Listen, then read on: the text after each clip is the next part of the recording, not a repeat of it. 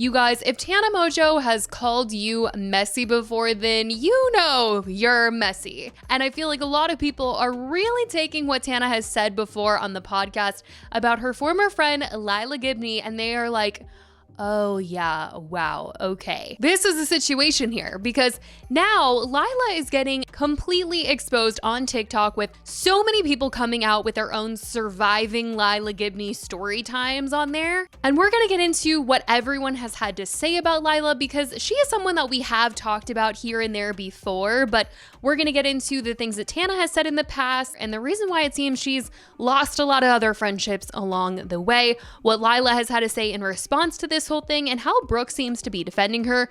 We're gonna get into everything. So let's start with some context. Lilah Gibney first came into the public eye around 2019 when she exposed a Team 10 video editor for allegedly making transphobic comments about her. The story ended up going viral, and Lilah was praised for standing up and calling it out. Since then, she's been growing her platform, building relationships in the influencer space, like with Tana Mongeau's friend group, and she's been in some scandals, okay? That's definitely helped her name get out there, but I don't know how much it's been helpful, because the reputation isn't so great. I mean, one of the last scandals that she was in was around the time Alex and Cover got married. She was invited to their wedding, and she was posting pictures and such from the day before they shared images of their own wedding. And some people just found the whole thing extremely disrespectful, and it seemed Cover and Alex also found it very disrespectful. Aside from that, she's had a rocky up and down with Tana as well, as they've aired her out as problematic, dramatic, and so much more on the Canceled podcast. They seem to be in an okay place right now, as a couple months ago they called her in on the podcast, but they certainly aren't as close as they once were, as she hasn't gotten the best friend reputation, and it seems a lot of people this week are airing out that they've experienced very similar things with Lilah. One of the most vocal people speaking out is Carrigan. He posted a TikTok sort of detailing this horrible LA trip that he had. He said, deciding if I want to tell a story on how the most psychotic wannabe influencer Lilah Gibney treated me when I went to stay with her for a concert, like when she accused me of stealing her literal because she lost it knowing I'm in recovery and sober, or finding my stolen Dior shoes / Fendi glasses and more in her closet that I lost when I lived in LA, or when she made me sit alone at dinner for an hour while she had a photographer come take fake paparazzi photos of her for free and said I couldn't get in one single pic because I had to pay him. Did the same thing night of concert. Or when she cussed me out and threatened to kick me out of her apartment for annoying her, having no consideration that I haven't traveled in 5 years since I got sober just to see her, and a lot more. Now, Cole has been in a lot of drama as well, with people wondering if he's a reliable source, but stating that a lot of people have a lot of similar stories to Cole and their experiences with Lilah. This has been a very interesting ride on the internet the last couple of days, with people coming out of the woodworks with their individual stories. And well, Cole, he ended up posting a 8-minute long surviving Lilah Gibney story time where he really detailed what he was talking about in that original TikTok. And in the video, it is basically a laundry list of claims that he says happened while he was in LA. He said that he hasn't traveled in years and was going through a hard time and had a lot of anxiety, but wanted to come to LA to see Tate McRae, and Lilah was letting him stay with her. He said he was nervous because he was sober, but they talked things through on the phone before he was going there, since she wasn't sober, and well, it seemed the weekend was going to be just fine. But over the course of the weekend, Lilah displayed bizarre and inappropriate behavior, he says, and claims that she ditched him at that dinner to pose for paparazzi photos, screamed at him later that night, and throughout the weekend was allegedly peeing in Ubers, her concert seat, even in restaurant booths. Time. She would go to the bathroom for 30 minutes and then I'd see on her story she's posting TikToks. Meanwhile, she literally peed in the catch booth like 3 or 4 times, and at the concert in her seats and in multiple Ubers. And he also says that she accused him of having stolen drugs from her when he's sober, so that was really hard on him. I was trying to ease her anxiety and I was like, fuck, look through my stuff, like I'll help you look for it. She had somebody recovering in sobriety looking for her. So she would stop blaming me. Like, that is so insane. Then she, I guess, finally accepts that it's lost or gone, but is convinced that I still have it. So we're an hour late to dinner. So as we're pulling up to dinner, she has this photographer come take fake paparazzi photos for her for free. And then when we are going in, I'm like, oh, I'll pop in 1 or 2 with you just for the memories, since I flew across the country to see you for the first time in 5 years. And she was like, no, he's gonna charge you. It'll be like $250 for that. So I was like, it's okay, girl. I'll just go get our table, make sure we still have a table, and you go do your thing, and I'll get the drinks. I was at the table by myself for almost an hour. She finally comes up, and she just is pissed. She's like, I don't like attitude this whole day. You've been so, you're so ungrateful. I got you a facial, a spray tan, all free, and you're so unappreciative. You are bitching and complaining just because I need to take my Fashion Nova photos. Honestly, Cole, like when we get back home, you can pack your shit, get the fuck. Or she got so fucked from dinner that we didn't even get to eat. She had to get literally like dragged into the Uber, fully unconscious, back to the house. And I guess I'm not kicked out at this point because she fully passed out on the couch. So he also says that when he opened a closet in her house, he found items that he had previously lost, like designer sunglasses and sneakers, which he believes Lilah had taken from him. And when we were getting ready for dinner, I only brought 2 pairs of shoes. So I was like, can I borrow a pair of shoes? She was like, go look in my closet.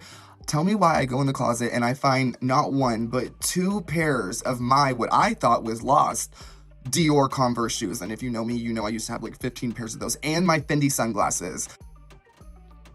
And she had the audacity to ask me how much I would pay her for the glasses. And when I said no, she was like, well, will you just call all the Uber Black XLs while you're here then? He accuses Lilah of not being a great person, a clout chaser, and someone who is looking for fame, and he wished that she had changed. And he's not the only one, okay? Another creator, Kendall, came out to share her experience being close with Lilah, saying that Lilah has a pattern of emotional manipulation and mean girl behavior.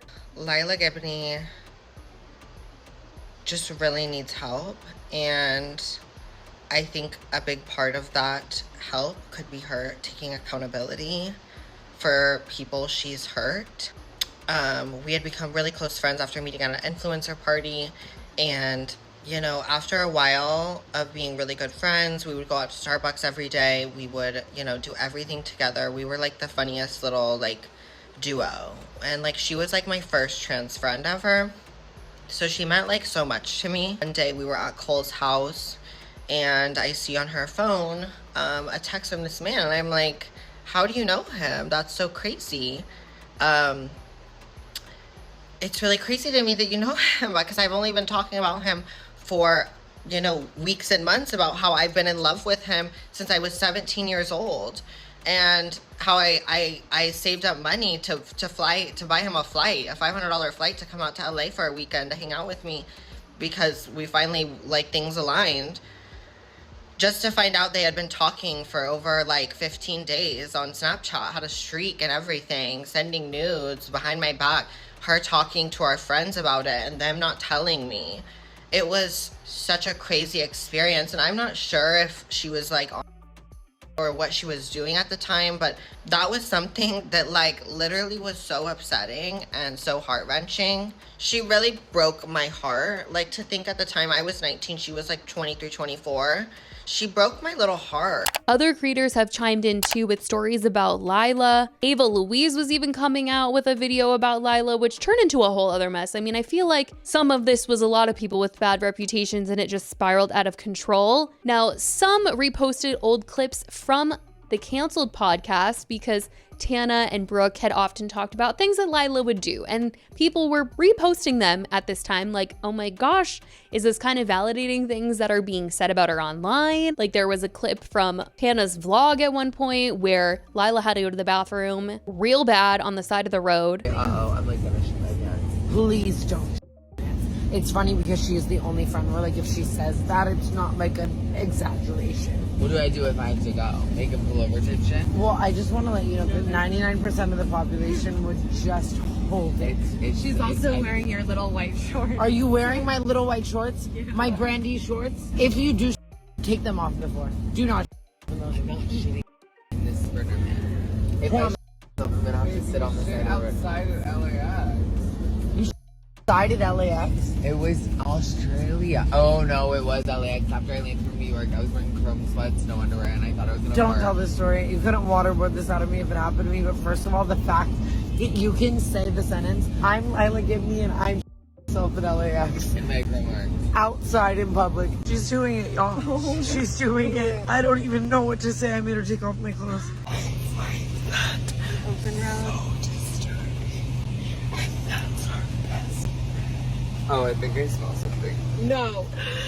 close the door. Imagine being this drunk. I Like, imagine him going home to his family being like, you'll never guess what happened today. Wipe again with the other pair. Wipe again with the other pair. Wipe again. And there's even an episode of the podcast where they tell a story about Lilah interacting with Olivia Rodrigo. So I guess she has a surviving Lilah Gibney story as well. I was so gagged that she was there. I wanted to tell her I just love her new album and she's such a slay. And we were trying to be all nonchalant about it. And then all of a sudden, I see in the corner of my eye, none other than our sweet girl, Lilah Gibney, Just assaulting Olivia Rodrigo. She literally just went right up to her, started making a TikTok without even asking her.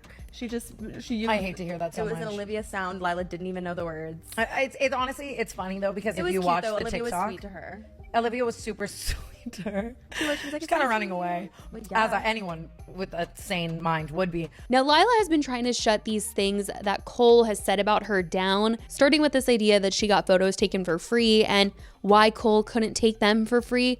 She wrote on Instagram, "I paid my photographer to take photos of me. The photographer said if he wants to be in photos or wants solo shots, then he has to pay. You guys are beyond." She posted this screenshot, seemingly paying the photographer, saying, "Me sending my photographer money to shoot me in a dress. There was no fake paparazzi or this and that. I had to get my content for the brand of the dress I was wearing. He didn't want to pay for his pics." At Captured by Castro is cashed the F out and knows his worth. In response to some of the other things said about her, she wrote, "Anyone who listens to these horrible, nasty liars of disgusting liars or demonic humans have said nothing but dragged out lies. The three most narcissistic, trashy, compulsive lying people on the internet. Not to use anyone's name, but y'all keep saying, God, I can't wait for Tana to speak on how demonic Lilah is. Do you guys not remember him living with Tana and her having to kick him to the curb? And he has to move back to Texas because he is such a horrible, incompassionate human being? Do you guys not remember when Jake Paul had to kick Cole out in the middle of the night when he lived at the Team 10 house? Cole came into my apartment and told me, oh my God, I miss when I had these Fendi glasses. Can I send you $300 or just pay for every single Uber block this weekend? He didn't, by the way. Even all my friends who we went out with were like, why was Cole saying that? Or Lilah should pay for the Uber when he's just sitting on his phone, editing phone complaining. He asked to wear my $1,400 Dior high-top Converse to the Tate McRae concert, and then when he left my house in the middle of the night, he stole them. Didn't text me thank you for staying at my place and blocked me. I have screenshots from over 100 plus reliable, beautiful, reliable souls that have said when they've been around Cole, it was the most demonic, dark energy they've ever been around. And fun fact, when I got my breast augmentation in 2020, he fully surprised me days later when he found out it had painkillers from my surgery and 10 plus went missing, but I didn't care because I loved him and I wasn't even taking them. These people who've gotten kicked out of content houses, their own family homes, lied about hooking up with major celebrities and so much more, and every fan or bored human sitting behind their computers with no job, no morals in the middle of the country, world, bored as with their own miserable lives, don't know a fact that they are saying. The three people who don't have one single genuine human in their life at all. I can't deal with this anymore. I can prove every goddamn thing. Genuinely goodbye. Y'all will not be hearing one goddamn thing from me for a long time. Logging off. Like, open your eyes and stop believing every effing thing you bored people are hearing and jumping on the hate train for a goddamn fire. Now, Brooke ended up coming out with a TikTok, and everyone in the comments felt like this was her way of responding to everything being said about Lilah since this whole surviving Lilah Gibney story has gone viral. Friendly reminder that it's actually just not funny. It's not tea.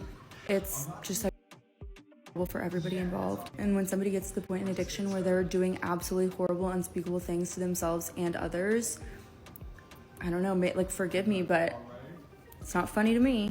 I don't know, some of us are watching, like, you know, really in-depth videos of like horrible experiences people have had, and then your immediate reaction is like, living for this tea, I can't wait for more. The whole situation just turned into a mess, which is not surprising with some of the names involved here, but it has been a very chaotic time online. That is what Lilah had to say, though, in defending herself. That is what Cole had to say and some other people. I certainly want to know what you guys think about all of this. Have you been following along to what has been said? Some of these clips from the canceled podcast that are going back around again. Let me know all of your thoughts. I love you guys so much, and I will talk to you in the next video. Bye, guys.